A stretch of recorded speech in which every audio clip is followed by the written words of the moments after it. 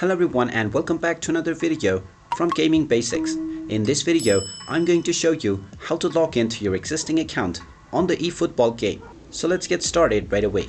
First of all, open up the eFootball game on your device, and once the game has fully been loaded up and you have passed the basic tutorial as well as setting up of your user ID and selecting your team, you will gain access to the main menu.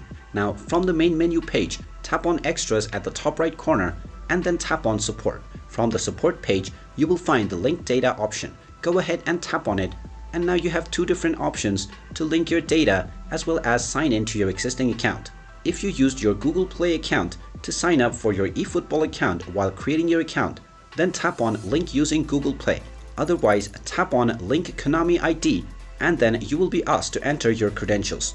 After you enter your credentials, you will be signed into your account on the eFootball game. And now all of your progress will return as well. And there you have it. That is how easy it is to sign into your existing account on the eFootball game. If you find this video helpful, make sure you hit that like button and subscribe to our channel if you haven't done so already.